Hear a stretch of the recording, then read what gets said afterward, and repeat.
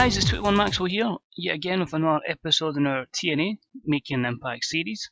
Today is the go home show towards Hard Justice, as we're just 2 months away from Bound for Glory, so hopefully starting to really get on the road to Bound for Glory and putting on the perfect pay-per-view.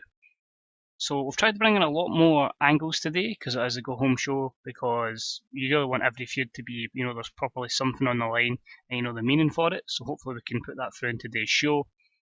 And yeah, 17 segments. Hopefully going to start pushing through some more TNA talents, hopefully in the next couple of weeks. More so probably post Bound for Glory, but we'll try and introduce some, maybe a couple today, and then hopefully some in September, October. It's really just getting people over and then knowing what position we stand in, basically. So without further ado, we'll kick on with the show. Here is TNA Making an Impact. Let's go. So, we are at the Chicago Theatre in Chicago, Illinois, and it's 3,522 of the 3,600 capacity. And we start the show off with Adam Cole in the ring. He says, Fergal Devitt, a man who is still living on his past glories. A man who believes just because the BC were his boys back in the day, that they're his boys in this day and age. BC runs supreme under the leadership of Adam Cole. We have saw every member of the BC, bar myself because I was screwed, by you I may add, become a champion here in TNA. You're not wanted here, Fergal, you never were, and this Sunday I'm going to either send you back to Japan, to Ireland, or some little warehouse in Florida. Obviously taking a shot there at NXT. Fergal Devitt then comes out. He says, oh Adam, it's good to see I've gotten you so riled up and ready for our encounter at Hard Justice. I just want you to bring your A-game. As far as the rest of the BC goes, it'll be interesting to see if the boys really do have your back. I'll see you Sunday. Devitt then does the too sweet sign to the crowd, which obviously really annoys Adam Cole, because obviously it hints that the BC is joining Fergal Devitt. So it's C plus 66. The show got off to a strong start, the crowd got hotter, and the Who's side of the on storyline has advanced with this segment. Nothing really to build on there, apart from hopefully a good encounter between Cole and Devitt this Sunday at Hard Justice. And our first contest is a battle between members of the BC and the Wolves, and it is an bout that had some decent wrestling but didn't have much heat. Eddie Edwards defeats Matt Jackson in 9:36 with a forward long blow, a C-58. Unfortunately, the match suffered from a lack of psychology, but the crowd got hotter through this, and it was a 60 performance for Eddie Edwards, a 58 for Matt Jackson, and the Bullets to a Will storyline has advanced. No skill improvements to speak of in this instance. Lack of psychology, and the announce team is the negatives. But overall, it's a decent opener for our level at TNA. Next up, we have a Kenny Omega promo, and he says, this Sunday, I represent the elite of professional wrestling, the BC, and in the X Division, basically. He's representing just everything that is really everything to do with the BC in the X Division. I face off against this newcomer to TNA, Phoenix. Now, I know he's a good competitor, don't get me wrong. However, he wears a mask. And you know what that means? You ugly, son. Very ugly. Right now, I have this ugly mug in a mask that I must defeat. But that's because I am Kenny Omega, and I am the elite of the X Division. So basically my idea for that promo was Kenny Omega has this awkward comedy I've seen him present in Japan, so basically him presenting this awkward comedy here saying that all masked wrestlers are ugly, and he's got to face this ugly guy in this matchup coming up. He ends the promo by saying BC 444 life, as he's done before again in his awkward comedy. But it's a D plus 50. So quite happy with that, and it's a good win for Kenny Omega. And in about the terrible wrestling and non-existent crowd heat, we had Kenny Omega defeat the Orbit Adventureant in 4 minutes and 20 with a cross-legged Fisherman's Buster. D41 simple squash match here to put over Omega with a one-night deal for the Orbit Adventureant. But a 40 performance of Omega here gets him a victory, defeats someone with a mask, which gives him a little bit of build-up before his match against Phoenix at Hard Justice. Next up, we've got a promo from Aidan O'Shea, and he says, "Last week, that bloody mug from Scotland got a fluke victory over me in that tag team match. Well, this week, Grado, you don't have any friends to save you from the beating that I am going to give you, you little Scotsman." So he's pissed off, he's riled up, he's ready for a fight, and he gets an E+30 there. And in about the featured terrible wrestling but non-existent crowd heat, Grado defeats Aidan O'Shea in 5:01 with a wee boot. D-38, a 28 performance for Grado, a 38 for O'Shea. Well, it's time we start building some of these TNA products up. Why not give Grado the push? Both men improve performance skill, and it's okay considering where it is on the card. Next up, in an extremely short match, we have Shibata defeat Jesse in 3 minutes and 33 by stoppage when Jesse couldn't continue. Another KO win for Shibata. C-55, Jesse with a 27 performance, so pretty poor from him. 64 for Shibata. Jesse is improving his performance skills. A lot of negatives here for Jesse, but Shibata just keeps on improving. Which leads to Rockstar Spud appearing after Shibata wins via stoppage. We see Spud come to the top of the ramp to deliver some words. He says, "Shibata, this Sunday, it comes to an end. I'm sick and tired of the way that you go out and purposely try to injure your fellow superstars. You're not gracious in victory, and you're an embarrassment to this company. At Hard Justice, it's time you get brought back down to earth. I am the ultimate underdog in this match and in this company. And this Sunday, I'm not only going to shock you, but I'm going to shock the world." So D42, Spud, determined to make a statement here at Hard Justice, and he's ready to face Shibata on Sunday. Next up, we've got a terrible match which saw Jade defeat Andrew Love in 8 minutes and 3 by pinfall. Very poor D-36, was hoping that would go a bit better, but both women didn't click. The announce quality and the colour commentary did help the match, but Andrew Love with 27, Jade with 36 is very poor. Negatives there very low as well, so not much you can do with that matchup. That's not very good for the Knockouts division. But Jade did debut a new spot. They got a great heel heat. Her psychology will be helped by that. That's ideal. It's a new go-to spot in the future, so good stuff, Al Snow. Then we have Carly come out, and she says it's time to spice things up here in the women's division. And I feel like our younger generation of Knockout is really coming through. So as this match has happened before, I feel like yous have improved so much that this match could steal the show. So this Sunday, friendships go out the window as Gail Kim will defend her championship against Sienna and the former Knockouts champion, Jade. Jade and Sienna look at each other as their alliance will be tested, as it's every knockout from themselves this Sunday. So E29 continues the rookie versus vet storyline. But how will this affect the relationship between Jade and Sienna? Obviously good friends, got each other's back, and that could come to an end this Sunday.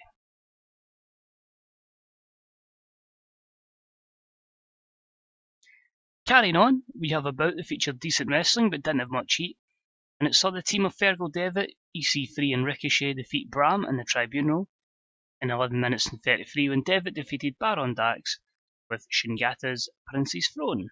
In terms of in-ring work, EC3 was head and shoulders above everyone else. We got a C64, so we got a really good match out of the Tribunal as we hopefully build them up in the future. Bram is getting better at his gimmick, Basil Baraka is not suited to his. The performance of EC3 stood out to be good. Ricochet with the 51, EC3 with a 76, Devitt with the 62, Dax with the 30, and the 28 for Baraka, but a 62 from Bram, so that's encouraging there for Bram. There are no skill improvements at this instance, but overall a decent match up there, and hopefully the Tribunal can get a push in the future. Next up, we have a contract signing.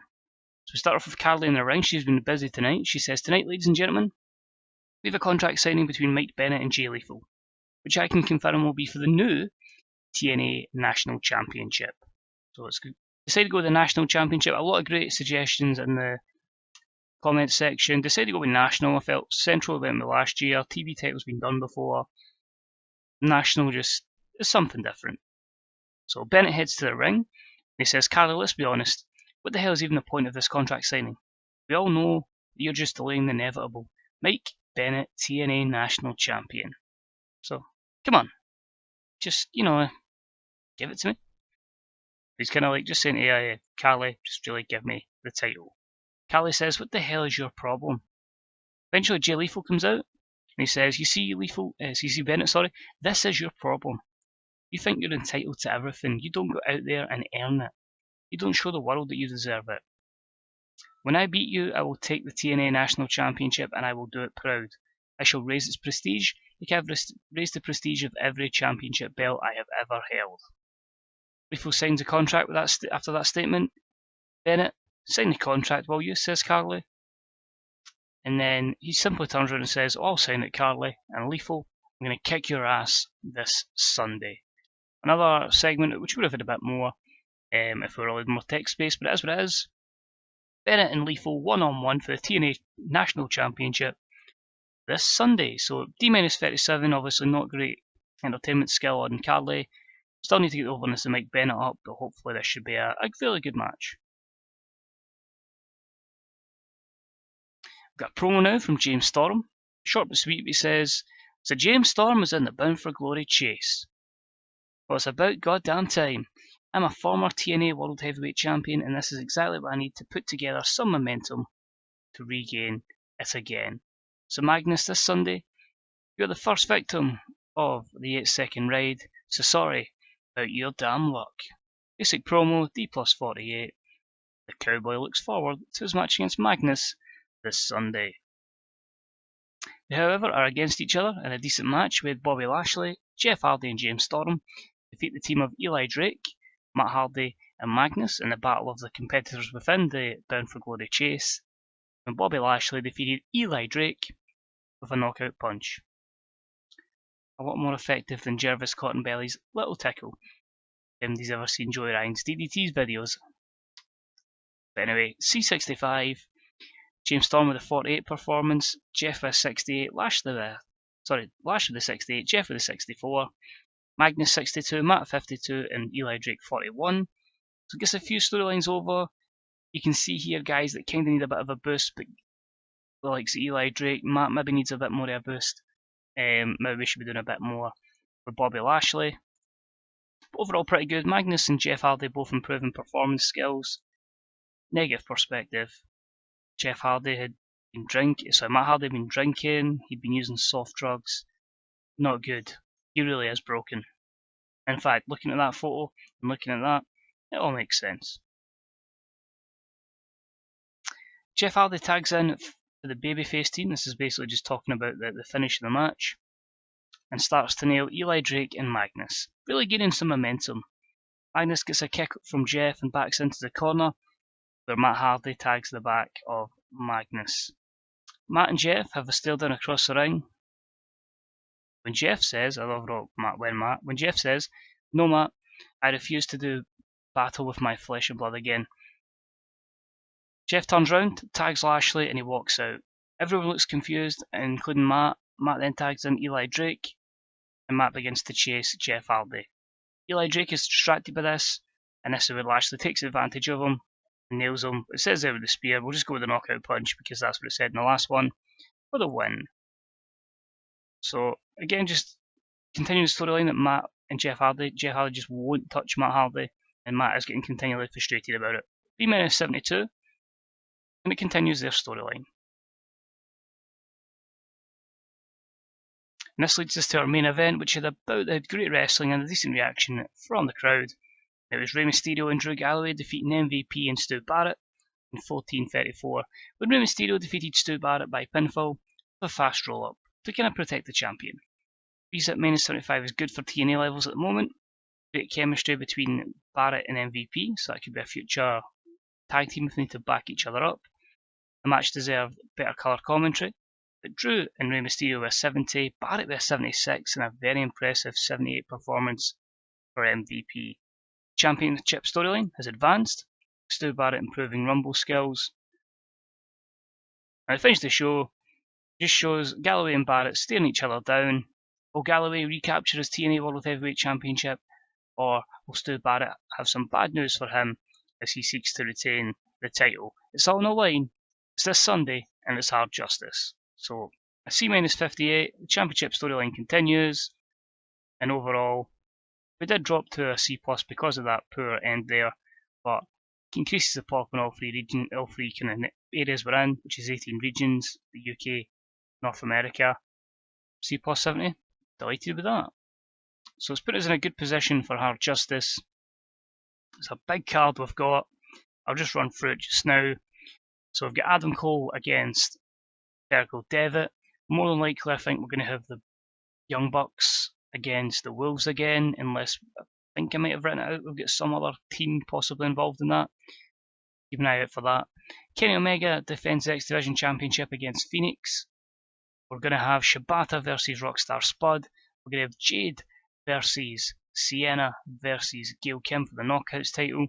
We have EC3 and Rey Mysterio teaming up to take on MVP and Tyrus. We have Mike Bennett and Jay Lethal for the National Championship. We have Bobby Lashley taking on Matt Hardy, I believe. James Storm against Magnus and Jeff Hardy against Eli Drake in qualifying matches for the Bound for Glory chase.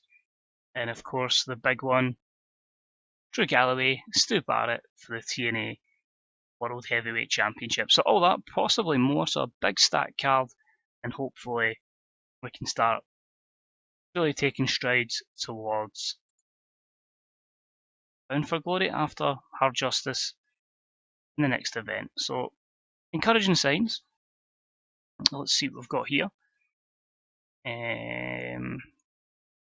Anything that directly affects us? Oh, Bill Generico. Been doing well with the orphans. And he's decided he's going to bulk up to help, keep them protected. TNA drawing a lot of praise, that's good to see. Trevor Lee's contract's ending, so I'm going to have to give him a new contract just now. I'm just going to give him a written deal, so then it encourages me to use him, basically. We'll put him on a 2-year deal. Moment. This offer is prohibited by your worker agreement with Global Force Wrestling. You cannot offer an exclusive deal. That's cool. We'll just give you an exclusive pay-per-views deal then. Does want double the money he's on just now, so we'll probably look to push him a bit more. So hopefully, he is 22, so he's maybe somebody we should have put a bit more faith in. Unfortunately, we tried to sign Kofi Kingston. That's not happening. I just feel like he's someone that could again help us get to that next level, despite saying I wasn't going to sign anyone else. He was somebody that was just too good to pass up, but failed in this instance. But 2.32 for TV rating and 4K for the drug testing. Quickly just getting here. Stats is this one. That's also our highest ever TV rating, so that's good to see, 2.32. So delighted with that. We're certainly on the up and up, and close. I think it was joint actually highest ever matchup that we've had in TNA with the B-75 main event. And finally, this could fuck everything up for the pay-per-view. Bobby Roode, we're going to sign him on a pay-per-appearance deal. So that's fine. I'm going to put him as a heel at the moment. Only pay-per-appearance, that's good. In fact, actually, I've got a feeling the thing that's below the incident may actually directly affect us, so I'm going to put him as a face. So he's signed, so he'll be able to compete. But the reason for that is an incident with Rey Mysterio, steroid user. I can't send him to rehab, but I have to suspend him. 28-day suspension. Mysterio has improved his behaviour, he's unhappy. So you're thinking, Rey Mysterio was assigned a matchup for Hard Justice. What a time to sign a replacement. Again, somebody he's a TNA regular in the past, he's a TNA original effectively. I don't know if this counts as a proper TNA talent because he's obviously 39. But star power, someone we can use going forward, and luckily he signed at the right time. So he's probably going to debut at Hard Justice. May as well give away that spoiler. I think I'm probably going to use him as the replacement partner for Mysterio. But a kick in the teeth that Mysterio's doing steroids. But apart from that, we're continuing on to say Hard Justice is next. Hopefully we can continue to build momentum and head into Bound for Glory. So as always guys, usual, thank you for support, it's deeply appreciated. If you could like, comment, subscribe, all that good stuff. I'm pretty sure I just ripped off Xavier Woods there, but it's deeply appreciated. I'll get back to everything. as soon as I can see it on YouTube. As I say, just keep supporting your fellow TEW YouTubers, bloggers, Dynasty guys. We have a hell of a community. So cheers as always, guys. Catch you next time for the pay-per-view. Bye-bye.